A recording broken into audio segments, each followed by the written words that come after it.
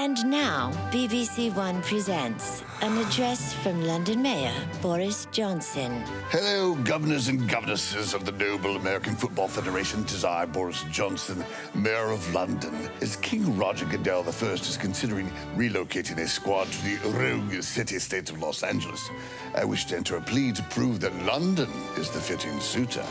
In London, we have the finest architecture that stands for generations. In Los Angeles, these structures honor cuisine, a health concern locale indeed. In London, you can stroll in the footsteps of Dickens, Churchill, and Newton. And in Los Angeles, you get to stroll away quickly as a man brandishing his screwdriver attempts to lift your pocket watch. Yes, he already has. In London, we boast the finest physicians educated at prestigious universities. In Los Angeles, you get a complimentary medical license with the purchase of a ticket to Burning Man. King Roger, please see to it that the locale of choice is the proud city of London. I shall earnestly await your correspondence whilst watching the box score, which commences forth. I don't know a lot about sports, but I can drink a lot of beer. My motto is simple: C's get degrees. Need a long, inappropriate hug? I'm your man. I think I'm smarter than you, because I probably am. Howard Coward for box score.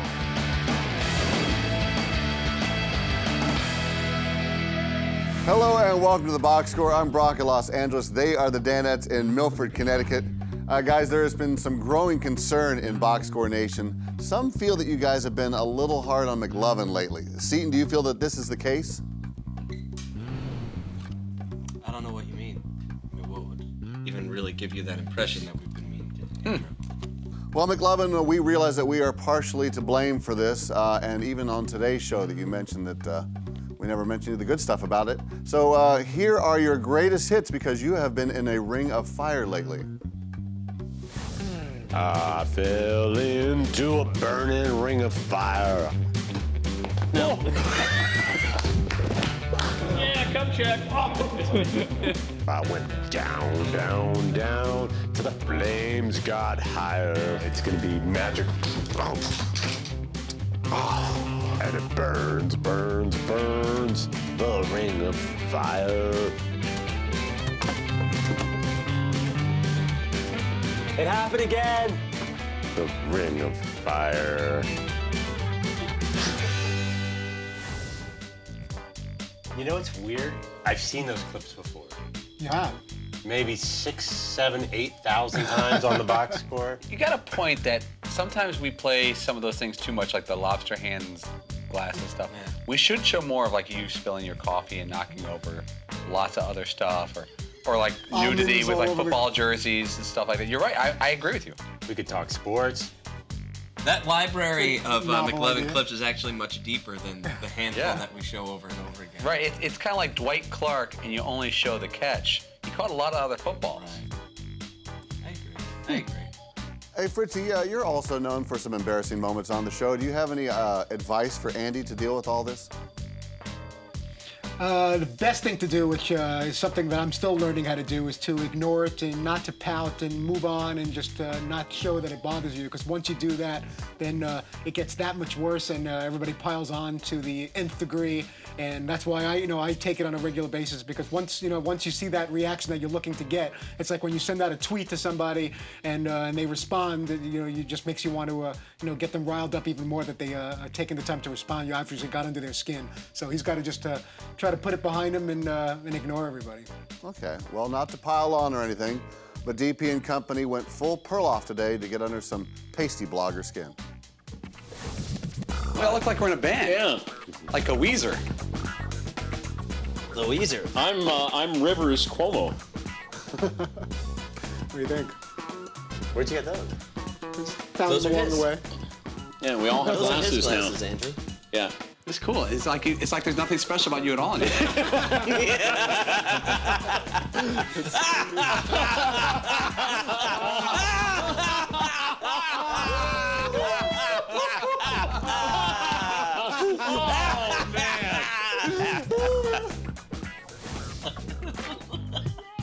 Oh my God. With the cutaway look. Andrew, you're so funny, dude. Yeah. Okay. So yeah, it hasn't gone unnoticed maybe that the last couple of days, Andrew doesn't seem to find things nearly as funny or has much less of a tolerance for certain things. He snapped at the cameraman yesterday, Yes. And that was a pretty serious thing. And then today, he's Actually, not I really didn't feeling snap at the cameraman. The cameraman, I think Dan brought that up. He's like, does it bother you when the camera guy's right up in front of you? You do not like that. I've snapped at cameraman before. That was not. Is it that is was it all- that particular well, angle, or is it just too close, or Well, both? Dan may have brought it up. You definitely snapped at the cameraman after the fact because it continued off air, like the discussion about where That to was shoot yesterday? you from. Wasn't that yesterday? Wasn't No, the day that was like before. 3 weeks ago. Dan brought it. Just Dan happened. was clued Just into it. happened Yesterday, you complained about the cameraman during the break and saying he was too And close 3 to weeks shoot ago, from the you side. also complained about the cameraman. No. That was something completely different happened yesterday. Basically, Dan caught wind of the fact that I had been complaining about the cameraman. Where did you hear basically. about it? Probably. You? No, I don't know. I would never mention that to Dan. I'm not crazy. I mean, Dan would instruct the Oh, cameraman sure. to get More than as ever. close as Right, humanly he'd let him possible. outside. Worst thing you could do. Yeah. Oh, never Camera tell guy. Dan if you have a problem with something. Yeah. Oh, that's No, God, never. It's the worst. Unless you really need it fixed. See, Yeah. it's a very touchy situation. But you have to anticipate. Could he enjoy the problem? Then This is probably the most touchiest thing around here is that if you have a problem, if you involve Dan, he could be overly involved and to the exclusion of everything else, which could be good or could be awful. So you kind of have to pick your spots. Like, let's say you had a problem with something here, and you really need it fixed. You bring in the hammer, and Dan's the hammer. Yeah. But sometimes you don't want Dan to know about a smaller problem because it could become big. Like the other day, I made the comment kind of flippantly that we have about 7,000 bottles of water in the back, plastic bottles of water, which seems not very environmentally friendly. We also have jugs of water, and like a water fountain type thing. And I mentioned it to Dan, and he kind of had this look on his face, like he's stewing about it and ready to make a move. He starts He hasn't obsessing done over it. anything yet, but I'm worried that either the bottles of water are going to go away or the water or water fountain. is someone gonna get fired over this? I don't think so. So I you don't gotta throw it know. in the suggestion box, and you have to deal with it. Well, DP's all about causing problems, I'd say, and he's caused one maybe for Duke's Quinn Cook as he put him on the spot and made him imitate Coach K. Quinn, that's a low percentage shot. I mean, we can get a better shot. We can get better, just low percentage. We don't need that right now.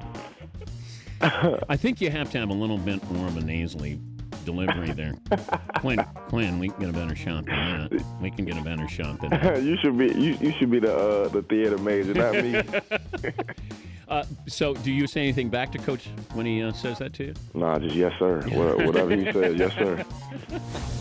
That's a great discussion. We never had Quinn on before, and he was a really great interview. I just love the idea, the visual of him sitting in the coach's office, probably, or one of the athletic offices, with the sports information people around him who are handing them the phone, and they hear him imitating what could be Coach K, and they're probably thinking, what does Dan have him doing? I would love to know, because they're only hearing half of the conversation. So they hear, Quinn, you got to do this, and they must be thinking, he's got Dan, this kid making fun of Coach K, and I would love to know what happens when he hangs up the phone. Hey, McLovin, give us a little taste of what your best imitation might be. Ooh, I can do a little Peter King. Let's see. Give me something to say. What would Peter King say? The Eagles getting rid of Nick Foles. Here's the thing, Dan. That's all I got. He always says, here's the thing, Dan. I like it. Crushed. Not much of it. all right. It's kind of the lowest form of humor. Impersonation. That's what we need here on the Box Score. Coming up, it's a little game of Would You Rather. Well, what I'd rather have, it's the Ram 1500 Eco Diesel that's powering the Box Score. Yes, how about that? Every truck can tow a boat, every truck can climb a hill, every truck can haul a trailer. Not every truck need glasses, like McLovin. No, but everybody has the most, but not everybody has the most fuel efficient. I can't read these damn things on. Fuel efficient half-ton truck on the road. Get more facts at ramtrucks.com. Guts Glory Ram.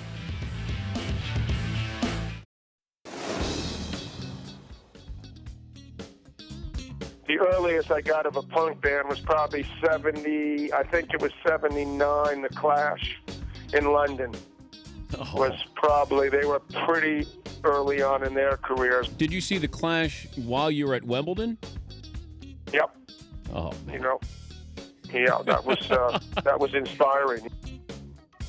Welcome back to the box score. Johnny Mac, The Clash. That's awesome. Hey, speaking of tunes, you guys were discussing the Rolling Stones. They've released their tour dates and whether or not you'd want to go see them since they're maybe past their prime. Seton, where did you guys end up on this debate?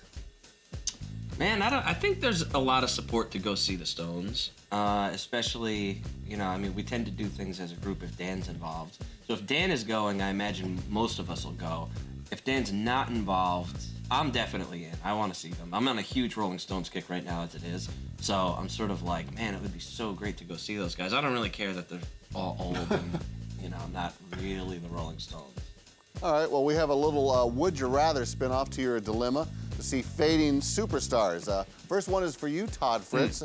Would you rather see MC Hammer on tour this year or Johnny Unitas back in his retirement season with San Diego? I think I'm going to go Johnny Unitas. MC Hammer, I was never a huge fan. He had a couple of decent songs, but, it's not exactly a monster of rap compared to the ones that have come before and after him. So, yeah, I'd go check out Johnny U and see what he's got left in that last year with his arm. All right, Seton, would you rather see a Led Zeppelin reunion or Gordie Howe with the Wailers? Oh my goodness, so that means the Whale's back? Oh. Be a true Hartford man. I know. How do I deny my people and not bring the Whale back to Hartford? Mr. Hartford. I got to go with Gordie Howe in that one. Sorry to Mr. Led and his Zeppelins, but let's get the Whalers back in Hartford. Hey, McLovin, would you rather see a William Shakespeare in his final and poorly reviewed play, The Tempest, or Bart Starr in his final season? So Shakespeare's going to be an actor in The Tempest? No. He will just be writing and producing. I'm sorry. That's kind of weird because you could go see The Tempest as it was written by Shakespeare. Well, he appeared in it like Alfred Hitchcock does. He's taking tickets when you walk into the theater. Into the globe. He's handing out the playbills. I'll check out Bart Starr. Get one of those hamburgers with like butter all over it at Lambeau. You wouldn't want to go ancient First of all, times? everybody knows Bill Shakespeare was sort of like Quentin Tarantino. Billy had a Shakes. bit role in all of his. Oh, or like Hitchcock. It's like one of those little-known things that people. I don't know. Like the hygiene wasn't great back in Shakespeare's day. I'm gonna go see Bart Starr. Not that I'd care to see Bart Starr that much, by the way. Closer to Game of Thrones era life. Go back and Dude, ride your dragon back there. I want no part of that because I would have lasted about 5 minutes in that world. Ooh. All right, Paulie, would you rather see, speaking of hygiene, would you rather see Fat Elvis or Babe Ruth in his retirement season with the Boston Braves? That's a good question, man. I would say you can't pass up seeing Babe Ruth in person. That would be pretty fascinating. That's kind of my time way back when. Elvis would still be great. Who wants to see Fat Elvis, though? Yeah. Like, even the people who got to see Fat Elvis were like, man, it's Fat Elvis, though. All sweaty. Disappointing. Oh, Fat Elvis was awesome. Fat Elvis is the worst. Fat Elvis is like the sweaty and drunk just a few notches below Skinny Elvis. Fat Elvis is great. He sang in the ghetto as Fat Elvis. Yeah. Jumpsuit. That'd be cool, too. Oh, that'd be Sequin amazing. jumpsuit. I'd rather see sloppy. Fat Babe Ruth. way. They're both sweaty and barely fit in their uniforms, but I'll go back to Babe Ruth. Oh, you could see Fat Elvis this weekend out there when you go out to Vegas to enjoy BKB. Oh, that'll be on DirecTV. That's a little slipping right there. All right, coming up, we have a little wanted distraction for those tortured souls waiting to see the Final Four.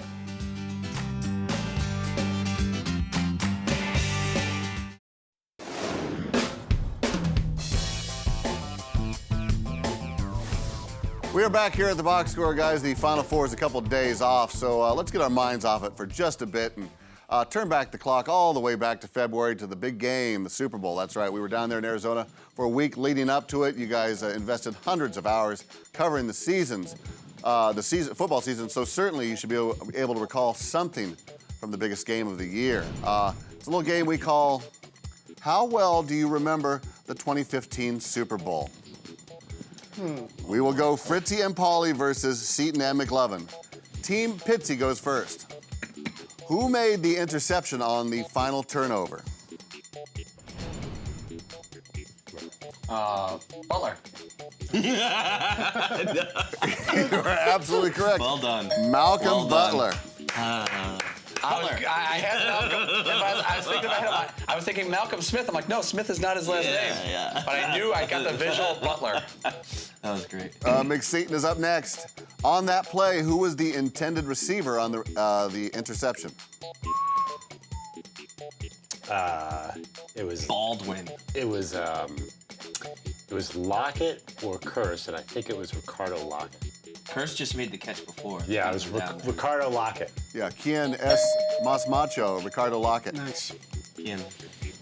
Team Frawley, did Marshawn Lynch score a touchdown?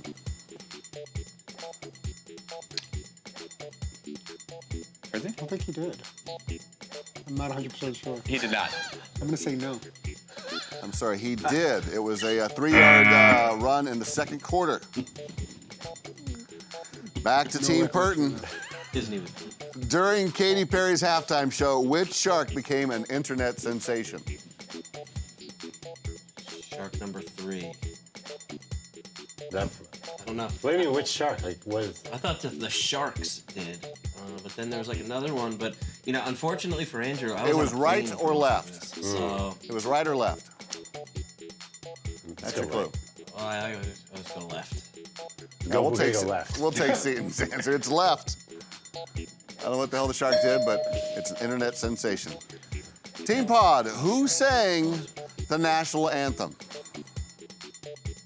Oh, Jordan Sparks? Sounds good. Arizona, I don't know. Yeah, the answer we were looking for is Adina Menzel. I hope I did that right, John Travolta. There she Let is. it go. Don't know who she is. Let it go. Jordan Sparks sang before the Pro Bowl game. Which means Jordan Sparks has definitely done a national anthem in Yeah, the last that's a good guess. she's an Arizona resident. I was walking with Jordan Sparks at DirecTV Beach Bowl while Fritzy's video was playing once, That's and her. she said, and I quote, "Who the hell is that?" So that's the one that was looking up at the Team Frizzle rap tweet. All right, finally, Team McLoveton. What was the final score? Oh, that's easy. Well, Page just won. Okay, wait. Yeah. I want to Good guys had more points than bad guys in that one. God. Smokerinis. I don't know. They need a touchdown. I want to say 21-17. Okay. That margin, 21-17. I can't even remember. Yeah, I can't do the math, but it might be the right margin. But it was 28-24, New England. Oh, that's right, yeah. Okay, The bonus row question. that Who was won the paying World most Series attention to the last Super year? Bowl was That's easy. the group Giants was. or the Cardinals. McLovin and Seaton, you win this. Giants. Congratulations. Stick around because Danette is going to be paying some cash, not receiving it, but paying it. You know what's cash money? The Ram Heavy Duty, yeah, Ram trucks. We're taking a break to remind you that the Ram Heavy Duty, with its best-in-class towing, torque, and horsepower, doesn't need one. Guts, glory, Ram!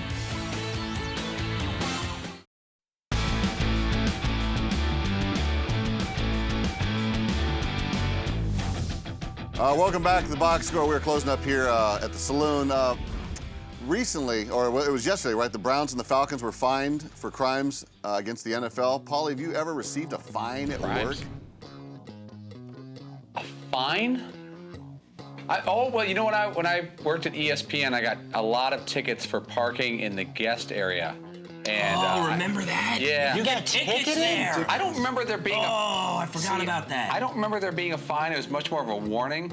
But I would just keep parking my car there because I figured if they don't tow me and they're just going to give me a warning, I'm just going to park here for the next 5 years. You got to put money in, right, for if you leave your mic off, right? That we've got that going on. That hasn't happened in a while, but you would get Yeah, slammed but several I don't remember getting fined at work, but I think that's it. Okay. Well, since embarrassing fines are all the rage these days, we thought we'd ask you guys about a new trend we were trying to put into place to keep your booker in order. It's called Fritzy fines. We're going to have you guys tell us which one you think would do the best job to help Fritzy, stay in line here. We got Fritzy getting fined $25 for every weird pec flex thing he does. He gets fined $100 per guest for a dropped phone call. Of course, they go up from there. $200 if he wears 2 or more articles of clothing that he got for free through his job. And of course, the big one gets fined $250 when he gets caught chiming into a conversation that he has no idea what the topic is. The kid's going to be broke. By the way, he only chimes in when he has no idea what the topic is if it's on air. Off air, he never does that. That never opens his mouth. Like for instance, we had client in here. He was a client of a really specific product, and he came in and talked to us for about half an hour about his product. And Fritzy, did you ask any questions or comment anyway? I was totally confused about the wine. I didn't jump in on any of the Rolling Stones talk because it would be foolish for me to talk about something because I'm not a huge fan or a fan at all of Rolling Stones, and I would have just been talking just to talk. And then the phrases this guy that came to visit us was talking about wine. That was in another language to me. I get a full 360 view of when Todd butts into a conversation. Because I see him on the phone with the guest talking when Dan is talking about something, and I can almost hear, oh, Todd's going to ask that question. So Todd will miss it because he's on the phone with a guest, and then it brings it back up 10 minutes later. It's tragic. Sounds absolutely awful on the air. Sorry, buddy. I should warn you. You should. You should give me a little mini transcript of everything that's going on. Real-time closed captioning. Seton, are there any fines that maybe we missed in all that list? Well, I mean, some type of inappropriate, like, if I was going to find Todd for one thing, it would be going, like, home version TMI when he's bringing in, you know, certain behaviors that happen at home that really should just stay at home, that we really don't need to know anything about, and that things just don't need to be brought here to work, and then not only just in work but also out on national radio and television. I would develop some type of finding system for that. Also, speaking of bringing things in that are questionable, I've asked Todd maybe 40 times that after the bathroom is used, any chance you could close the door before you come in. And I guess I haven't. I guess to ask. Yeah, again. I always thought it'd be better just kind of air it out a little bit. But the secondary door, the retaining door. It's not. No, I'm a fan of closing. One, there's a fan in there. That does I've been spraying with it. Whoever. It's not that strong. The spray I try, and then I leave the door open a little bit just so it's not trapped. I was just gonna say a nickel for every time you hum a pregame show theme. Maybe, bro. Actually, make that $5. Leave that door. All right, well, now that you've done that, Fritzy, can you tell us who is on tomorrow, please? Rich Eisen, which was a very difficult get. He'll be joining us tomorrow, and we're figuring out the rest as we go. Darius Rucker in the New York studios Thursday. I know you didn't ask about Thursday, but we will have Darius in studio Thursday. Now say Rich Eisen again. You John Smoltz may join us Thursday. Tomorrow. Jay Williams of ESPN and Duke Richard Horatio Eisen the 8th. Rich Eisen will be among our guests in the final hour. Not among, because if he can't be among. If you're alone, you're not among. Right, we're going to be optimistic that there will be at least one other guest between now and tomorrow, but you never know. Hey, Fritzy, no fine involved here. Can you give us one more pec flex before we go?